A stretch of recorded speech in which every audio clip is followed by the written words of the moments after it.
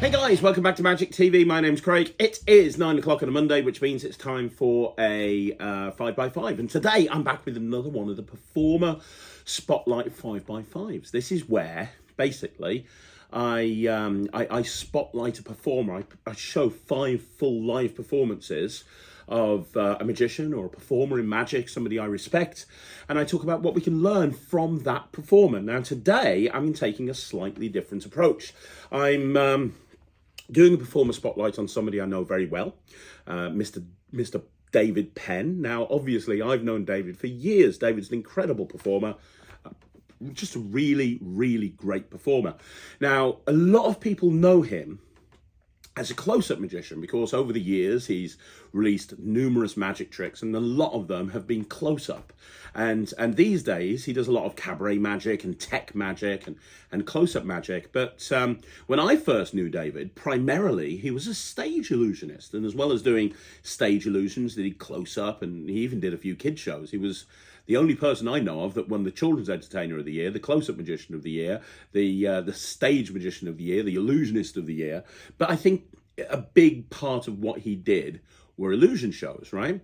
And these days he doesn't do as many, or if he does, he's doing like more smaller illusions. But there was a time where he did really big illusions, really big shows, and I'm sure he still does occasionally now, but it's not his bread and butter, it's not his main thing. And I think one of the reasons for that is David's always had this incredible ability to reinvent himself. I've talked about this on the channel before. He's kind of like the Madonna of magic. He's always reinventing himself and pushing in a different direction. But what I wanted to do today was exclusively look at David Penn as a stage illusionist, because I firmly believe that one of the reasons that David is such a good performer in every single aspect of magic is because of his ability and his skills that he learned as a stage illusionist. Now, I've said this before on the channel. I genuinely believe that the best close-up magicians are the ones that are learned to perform on stage, because when you learn to perform on stage, there's certain skills that you get that you wouldn't get as a close-up magician, but they are transferable to close-up magic. Well, that goes even further as a stage illusionist. A lot of people that watch illusionists, they think, oh, they just point at the boxes and smile. And there's so much more to it. There is absolutely so much more to it. And you watch David move on stage as an illusionist. You watch him move. You watch him move around the stage. You watch him take command of a stage. And then you watch him do close-up and you go, okay, yeah, I can see. So today we're going to be looking at 5 tricks by David Penn. 5 tricks, 5 performances by David Penn. Performances that showcase him as an illusionist, and we'll talk about what we can learn from these performances. And the first one, I think the first one we have to talk about is suspended animation, which is what he used in the auditions at Britain's Got Talent, when he auditioned with David and Karen, and that must have been, I don't know, well over a decade ago now. So if you haven't seen this, we're going to have a look at it.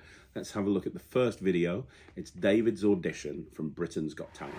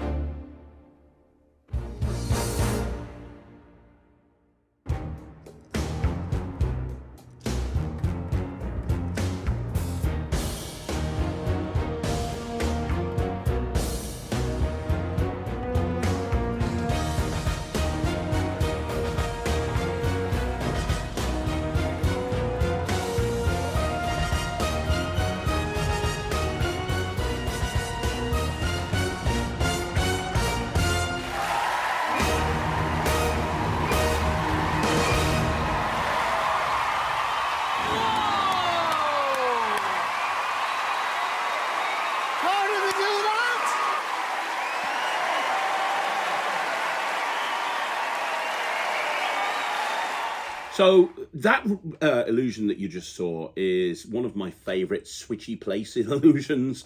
I think it's second to only the sub-trunk, but the sub-trunk done by the Pendragons, I must say, who have never, I don't think anyone's surpassed the sub-trunk done by the Pendragons back in their day. Having said that, let's have a look at suspended animation. This is a beautiful, beautiful, beautiful routine. And I was very close to David when he was preparing to go on Britain's Got Talent. And I was at his house when him and Karen were rehearsing this thing over and over and over and over again. And for those people that maybe haven't been in magic as long as me, you have to understand that the turning point for magic on Britain's Got Talent was when David went on. Up until that point, magic was considered a bit of a joke, to be perfectly honest.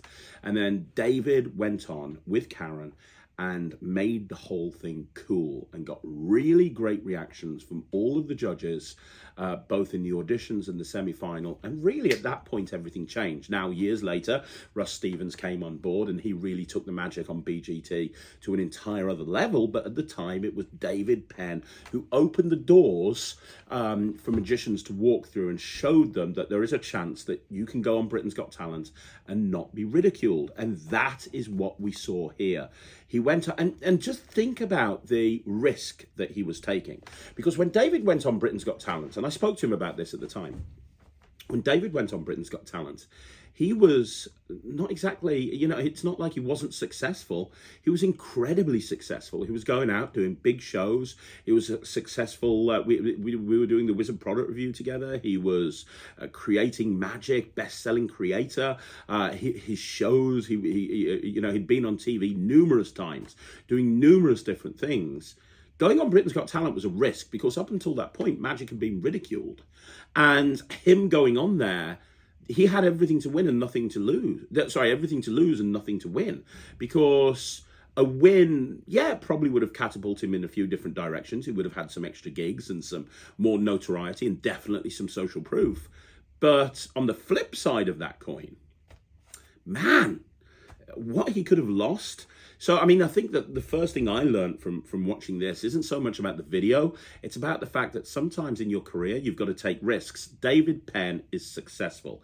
There is no two ways we can argue that. He is an incredibly successful magician. How has he become so successful? Well, one of the things that he's done is he's taken risks. And this is a perfect example of taking a calculated risk and having it pay off. You know, people ask me all the time on the channel, what do you need to do to be successful? Well, one thing you need to do is you need to do what other people don't do. You want to be where other people aren't. You have to do what other people aren't prepared to do. If it was easy, everybody would be doing it. And it's not easy and not everybody is doing it. But David Penn is. And I don't think a lot of people realize the risk that he took doing this in his career. Having said that, the other thing is it was understanding that it's a talent show, right? And it's on TV and there's a big stage to fill. And at the time, I know these days we have people walking down to the judges' desks. That wasn't really a thing back then. He took something that filled the whole stage and it was something different. I mean, suspended animation is a great illusion. I don't think many people were doing it. I still don't think many people do it, but it was something unique that probably hadn't been seen on TV before. It's something the judges hadn't seen. It's about doing your research, thinking through what you're going to do when you get into that position. And then everything was so well rehearsed. He'd rehearsed it over and over and over and over and over and over and over. And it's all really well rehearsed. Every move, every line, it wasn't cheesy. They came out, they immediately grabbed the attention of the audience. And then that moment where, boom, the change takes place and then, and they change places. Such a great moment. That illusion, if you don't know it, it's a physically demanding illusion. And they did it brilliantly. So it's about rehearsal. It's about rehearsal. You know, you've got to do something millions of times to get it right. Yeah, all it takes is to be under-rehearsed and it could look terrible. And it's the importance of rehearsal. That can definitely cross over into close-up magic. I see people going and doing close-up and you can tell they don't really know what they're doing. They haven't rehearsed it through.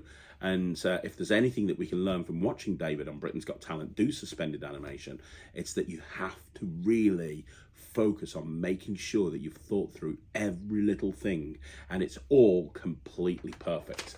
So we started at Britain's Got Talent. We're going to move on now. We're going to move on to Britain Does Variety. Now, after Britain's Got Talent, a few years later, David entered and won Britain Does Variety. And he won with a couple of illusions. We're going to look at one of them right now, maybe the other one a little bit later on. Spoiler, we are. But the first one we're going to be looking at is the clear soaring in half. If you don't know it, it's a beautiful illusion. It's called the clear soaring in half. Let's have a look at it right now, okay? So let's have a look at the clear soaring in half, David performing this. I think this is the finals of Britain Does Variety. This is my last resort. Suffocation, no breathing, don't give up. You're bleeding. This is my last resort.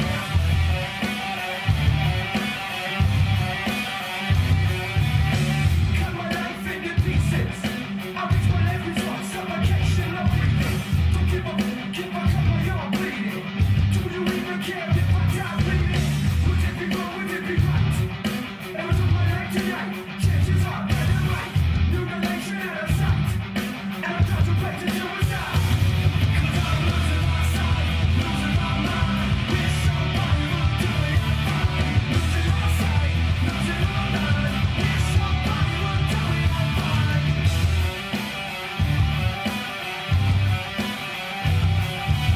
I never realized I was meant to live till it was too late, and I was empty within. Hurry, feeding on chaos and living in sin. Devil's spiral, where do I begin? It's all started when I lost my mother.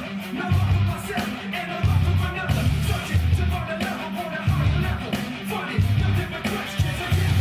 Cause I'm losing my sight, losing my mind. Wish somebody would tell me I'm fine. Losing my sight, losing my mind. Wish somebody would tell me I'm fine. Nothing's alright. Nothing is fine. I'm running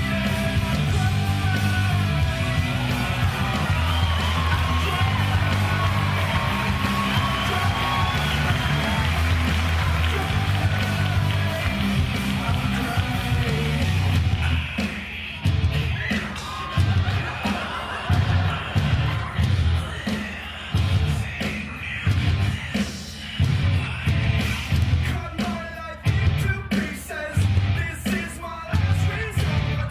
Suffocation, no breathing. Don't give up, get back up, you're bleeding. Would it be wrong, would it be right?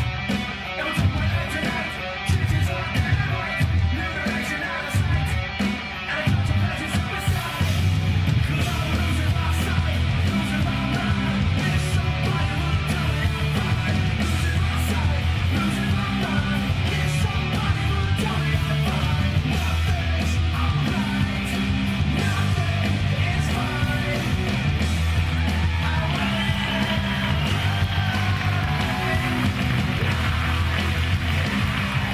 What can we learn from watching that? Well, first of all, we can learn that it's a bloody good illusion. I'm sure everyone will agree that the clear soaring in half is amazing. I love that illusion, always have.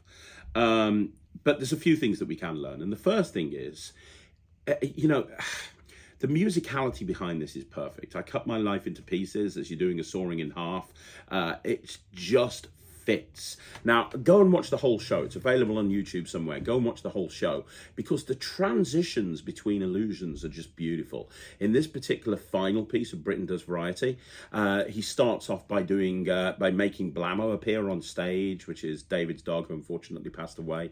And then once Blammo appears on stage, his assistant Juliet turns into David, and then immediately the music changes, and boom, it cuts into this. And then as soon as this goes, the lights fade out, and then just the whole thing transitions perfectly. The transitions from one routine to the next routine to the next routine are perfect. That's something we can definitely learn as close-up magicians, understanding the transitions between tricks. So rather than just having a series of standalone routines, how are you going to go from point A to point B? You walk over to a table, what do you say to people? Now, when you've had that little opening monologue, how do you get into the first trick? What do you say? What's the hook line? Then how do you get into the second trick? How do you get into the third trick? All of these are very, very important. It's things that people don't think of a lot of the time. And musicality is also important. You don't use music as much in a close-up performance, but depending on the close-up performance, you might do. And again, musicality. How are you going to, how is the music going to fit? All of these things are very important. Now, the other thing is, David understands, or at least I've not spoken to Dave about this, but I think he understands the importance of putting on a show. And what I mean by that is he went into Britain Does Variety to win it, and he did win it. There's a couple of things that he did. First of all, he had other people on stage with him. He had stagehands. He had 2 stagehands that were wearing black.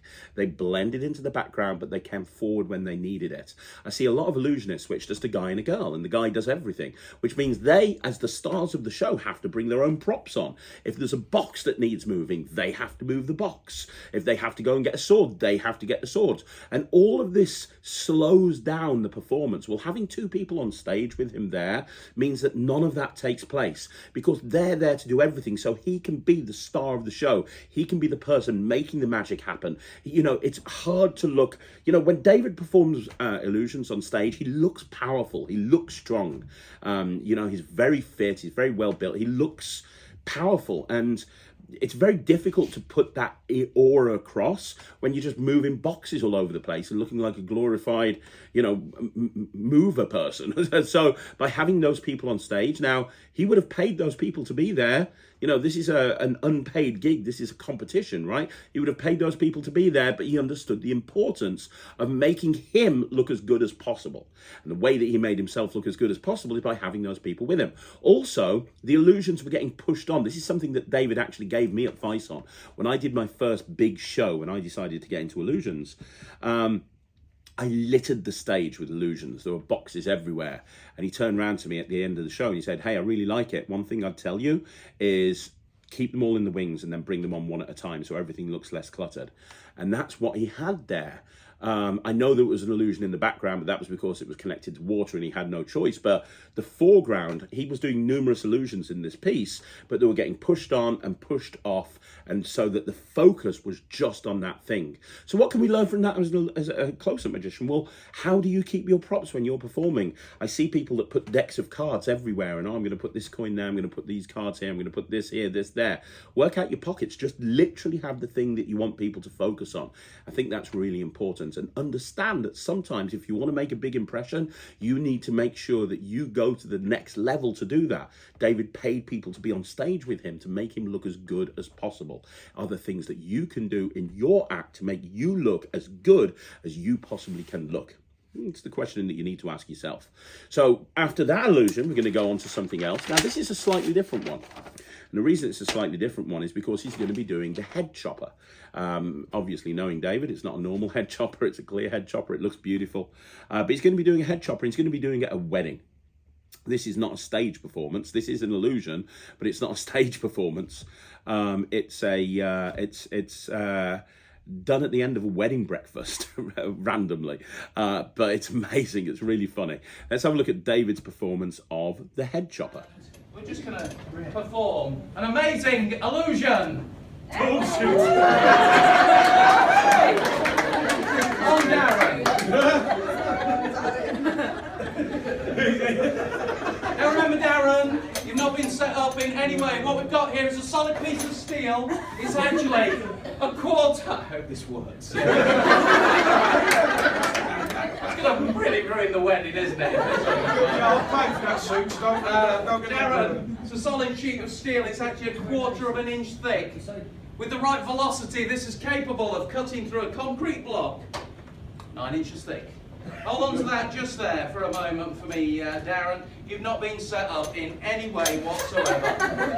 What I could do with right now is a carrot. They're not the sort of thing anybody carries. Anybody got a carrot? Hold up. Carrot!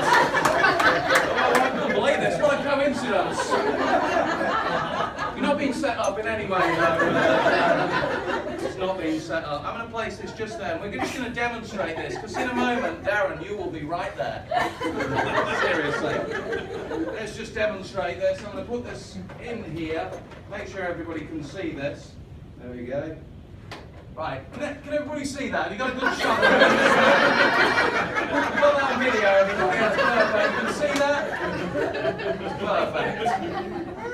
Fantastic. In a moment, Darren, you will be just there. That's what makes this magic.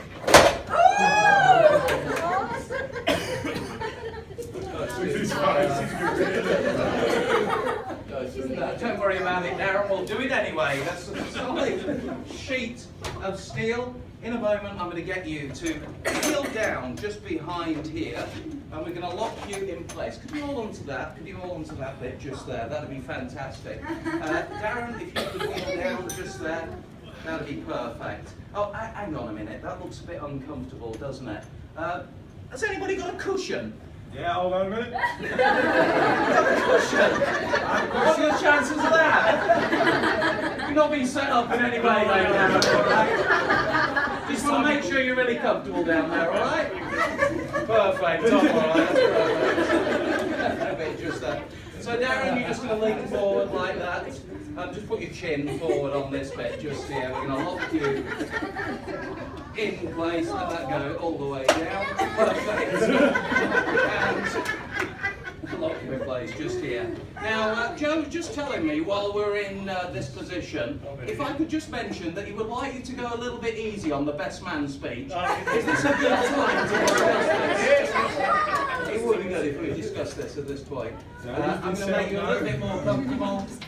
And to make you a little bit more comfortable, don't come too close, because the other day this went wrong.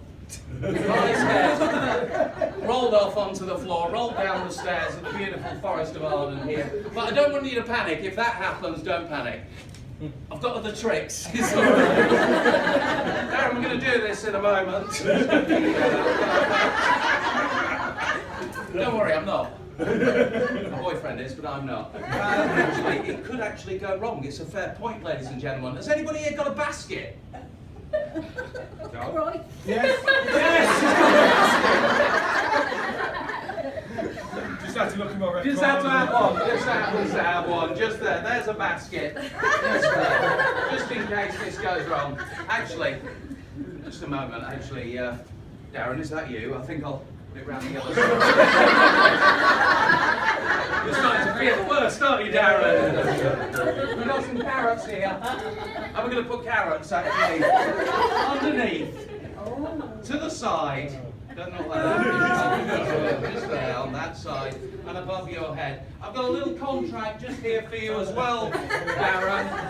It's very important that just before we go through this, I get you just to look over this contract. Just, I'll tell you what, no, so, wasting time. I'll put it in the basket, you can read it later. Darren, in a moment, we are going to do this. This isn't magic, this is real. You've examined the plate. You're right in the middle. Yes. Ladies and gentlemen, are you ready for this? Can I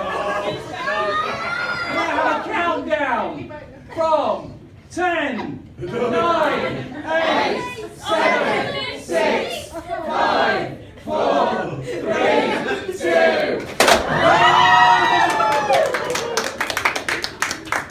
Ladies and gentlemen, I'm just going to get this out of here. You'll never live this down, Darren. Give it up for Darren, ladies and gentlemen. All this applause is for you. Give it up for Darren. So that is the head chopper. And I said it was a slightly different performance, right? What we'd seen up until this point is we'd seen music, pieces to music, choreographed to music, right?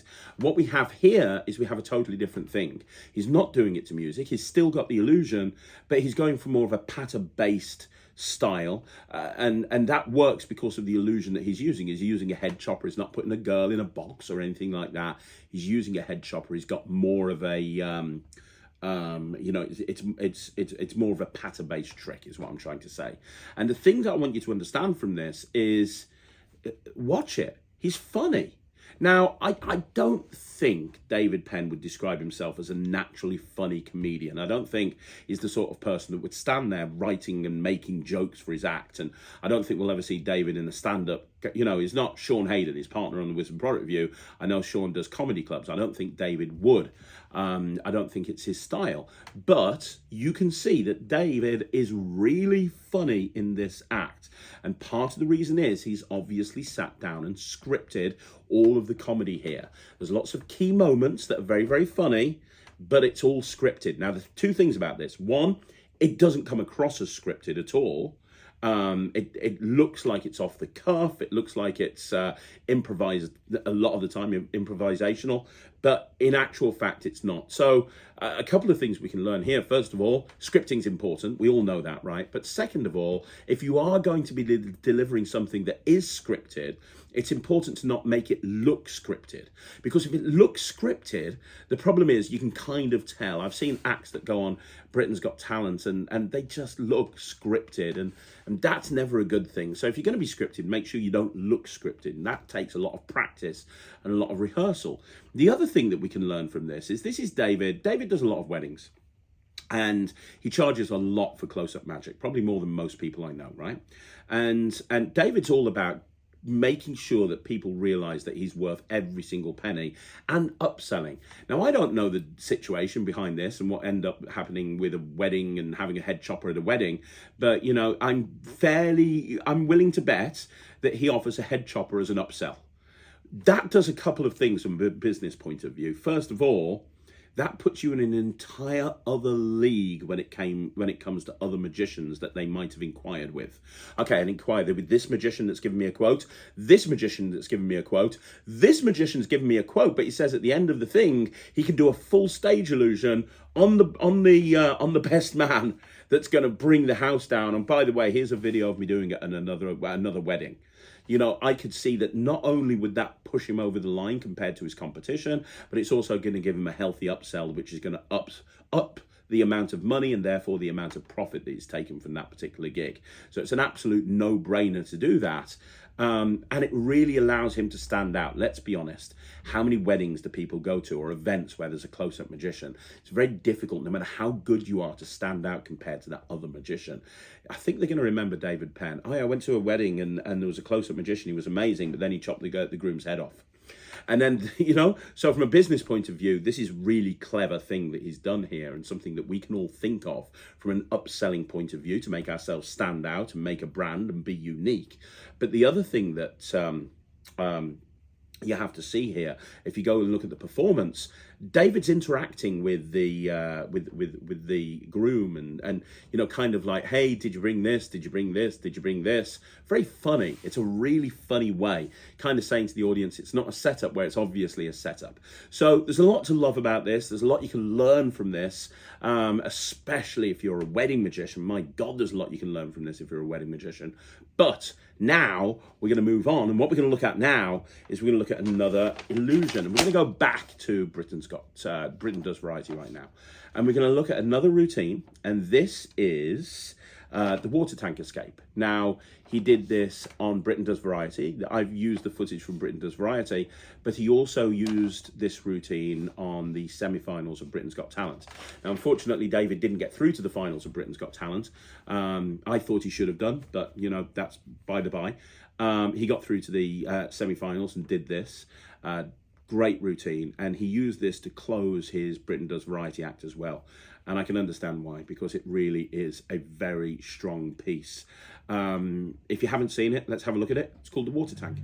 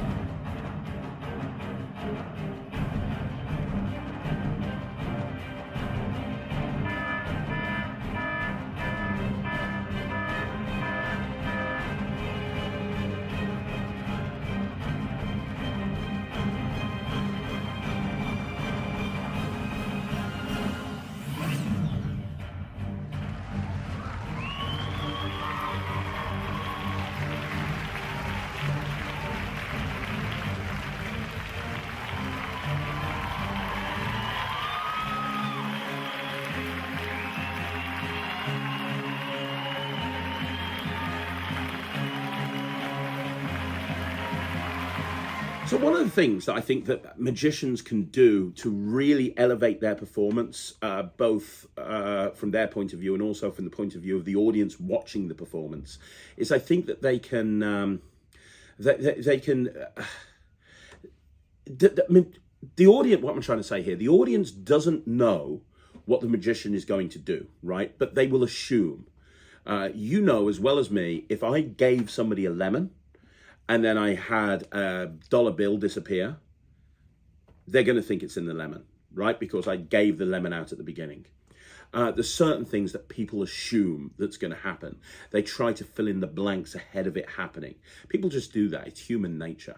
Now, what we have here with the water tank escape is whenever you see a water tank, you're going to assume that it's an escape. That's what you're going to assume, it's an escape, right?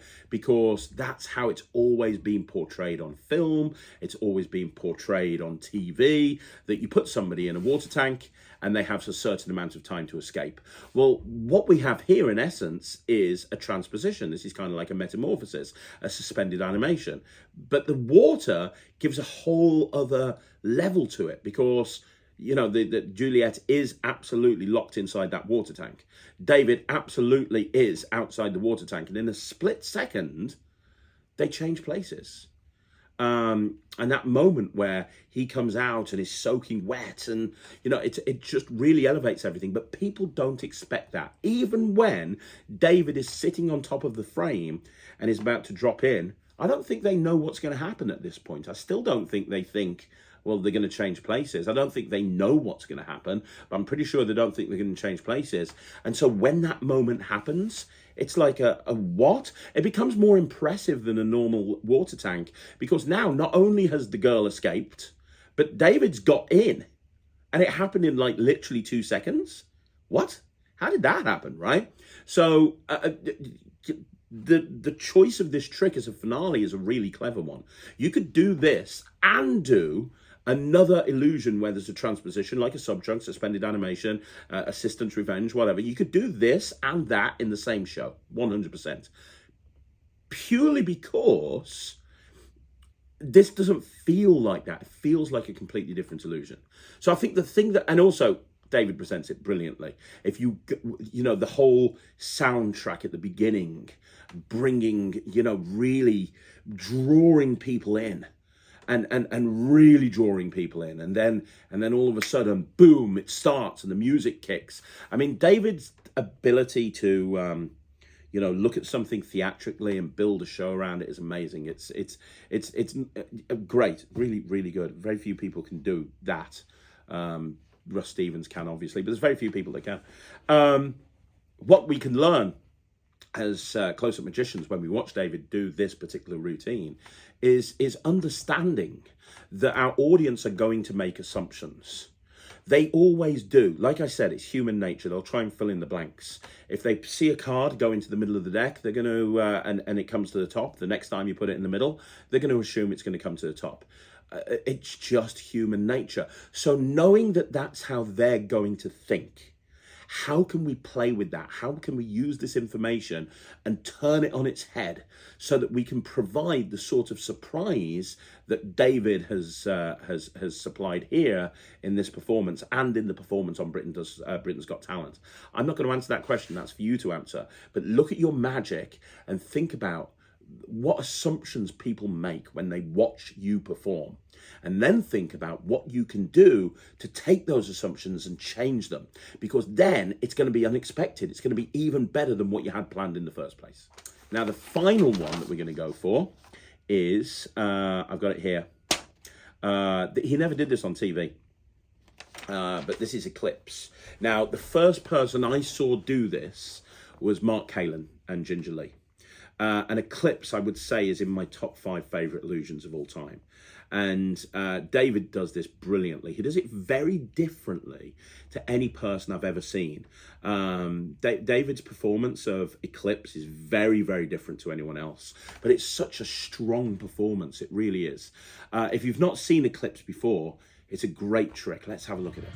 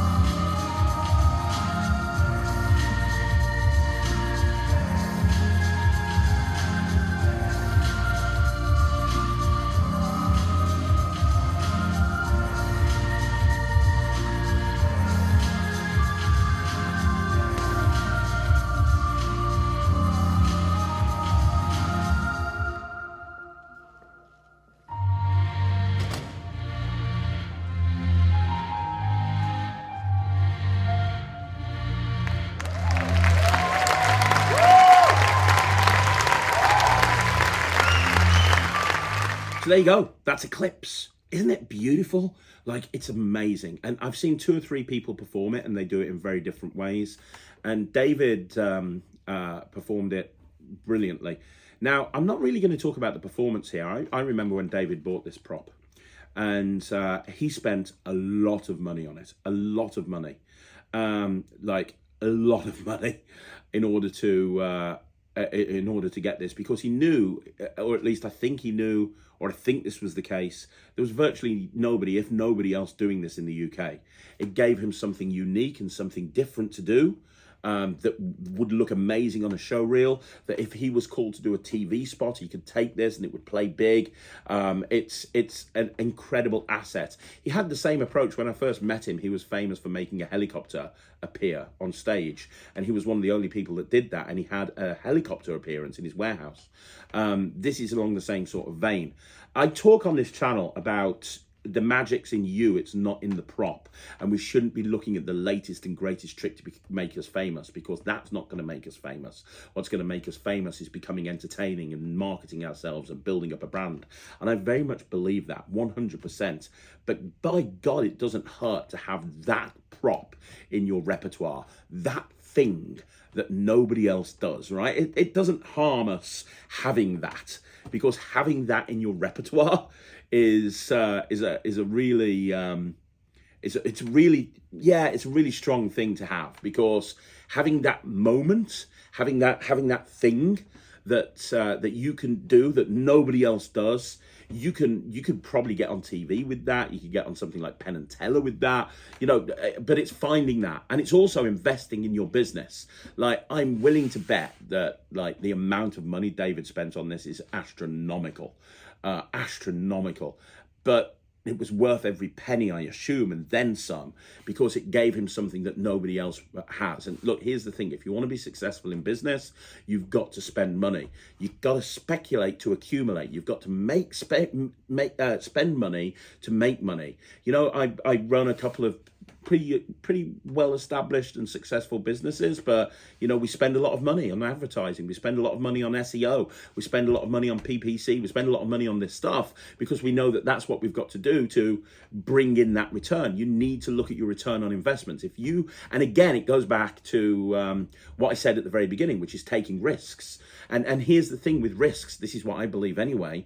You know, David's obviously taken a lot of risks in his career. Spending money on something like this is a risk. So when you want to take a risk, I'm a firm believer in taking risks. Here's the thing. I've taken lots of risks in my career. Have all of them played out and worked out? No, not at all.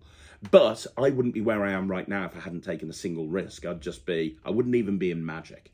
So here's the thing. When a situation comes up and you need to take a risk, ask yourself a question. What's the worst case scenario? And can you live with that worst case scenario? Then ask yourself a question, what's the best case scenario? And can you live with that best case scenario? If you can live with the worst case scenario, then what's there to lose? If you looked at what the worst thing that can happen is, and you can live with that and that's acceptable to you, then there's no harm in giving it a go. And I think that David's built his whole career by taking risks. Have all of them paid out? No, I'm sure they haven't. But he wouldn't be where he is right now if he'd never taken a single risk. And this illusion is a perfect example of that. So there you go, guys. That's another 5x5 in the bag. Do me a favor, let me know what you think in the comments down below. Now, you want to see more videos like this? Like the video, subscribe to the channel, leave a comment down below. Let me know what you think. Do you agree? Do you disagree? Do you want to see another one on David Penn, but this time more of his close-up stuff? Do you want to see somebody else? Let me know in the comments down below. And like I said, I will be back again soon. Now, if you haven't already done so, please go ahead and join the Netrix, www.thenetrix.com. That's www.thenetrix.com. Go and see what all the fuss is about. I will see you again soon. Thank you so much for watching. My name's Craig from Magic TV.